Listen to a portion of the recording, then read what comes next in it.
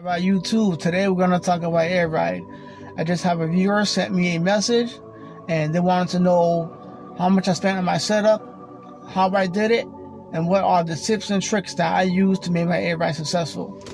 So one thing you're going to know about my air ride system, I spent $2,400 on my whole setup.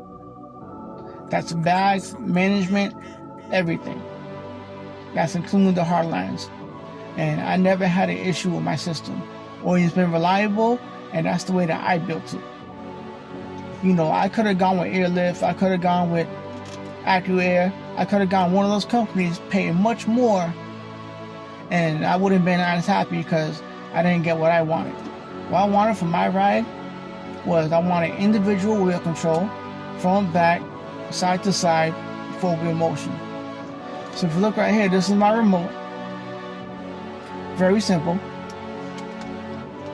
So you're gonna have the drivers up,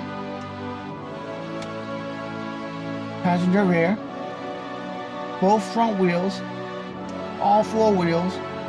You're gonna have the driver's rear, passenger rear, and both back tires. You know, sometimes you want that availability to be able to go to a car show. Maybe you just want to stay in the back.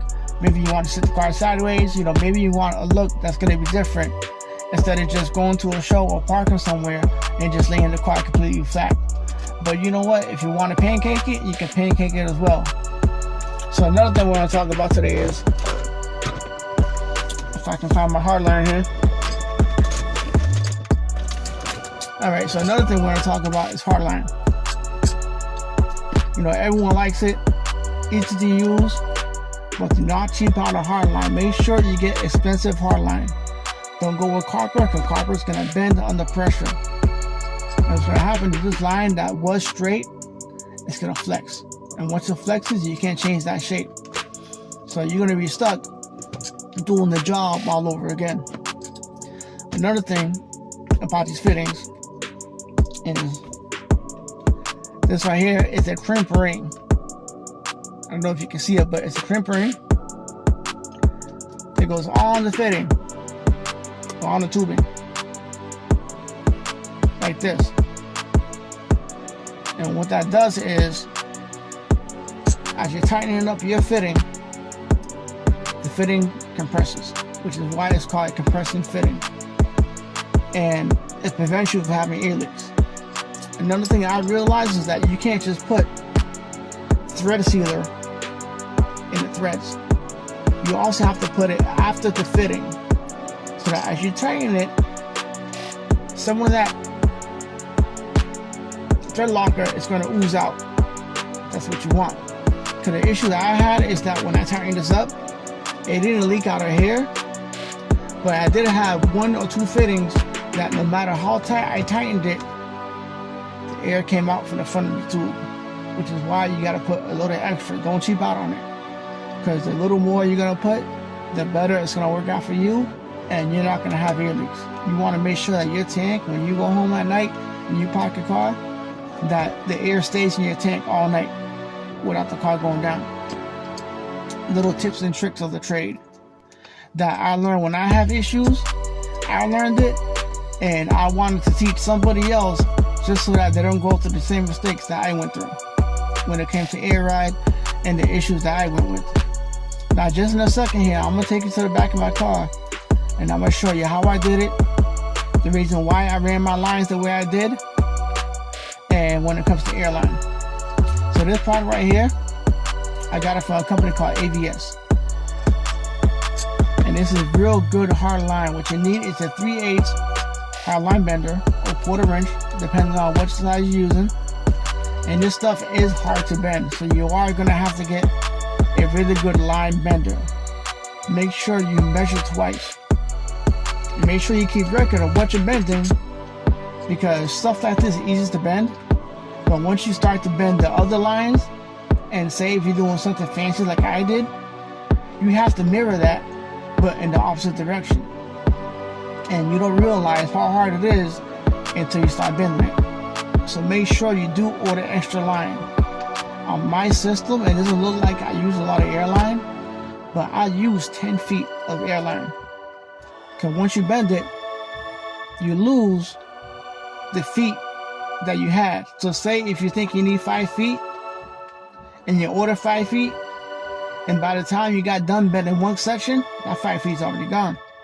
That means you're gonna need 5 feet more. So let's go to the back and let me show you what I did. Alright, so welcome to the trunk of the beast. This is my air ride setup. Like I said, this is a little like March Hardline, but this right here took at least 10 to 12 feet to do all this, including the ones going to the manifold. This right here is the pressure release valve. What that does is, say if something happens to you press the switch and the tank just keeps going, that's gonna blow off, releasing the pressure so that your tank doesn't blow up and turn to a bomb. Whenever you need me, I'll be there for you. And that is your SMC check valve. Those are brand new ones. You do not want to run the ones that go on the compressor. As you can see, I don't have mine because they're old school. And also the rubber tends to deteriorate. What does is it clogs up your line, clogs up your system. So these are the brand new valves that they came out with, which I suggest that you switch to. Like I said, I do have a gauge. There's no air in there right now, but because I'm doing some servicing to my tank right now, so I can just, you can see this is my water trap. And if you look at my water trap, you might thinking, how come I got extra hoses here? The reason why you want to do this is because the water trap does freeze. So you see what I did now? No more leaks. Tell it's still a little bit on there. You really got to lob it on there to get it to work right. Just wipe off the excess with a rag. Whenever you need me, Brand new. I'll be there for you, right by your side. No more leaks. See, before the leak, Right by your side. it's coming out of here. My finger's at. Whenever you need me, I'll be there So for funny. you, Same thing with this side, same thing. right by your side. This is my manifold. This is the Air Max. Just I gotta paint a couple of fittings now because I kind of stripped the paint off of it from putting the wrench on there. And then those Freighter valves, so for in the future, if I want to run gauges, I can still run air gauges to see what pressure's in each tire. And if you look back there, I got 2 compressors.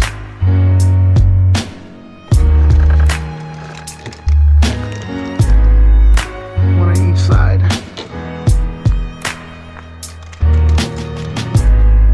That's my air tank fully filled up.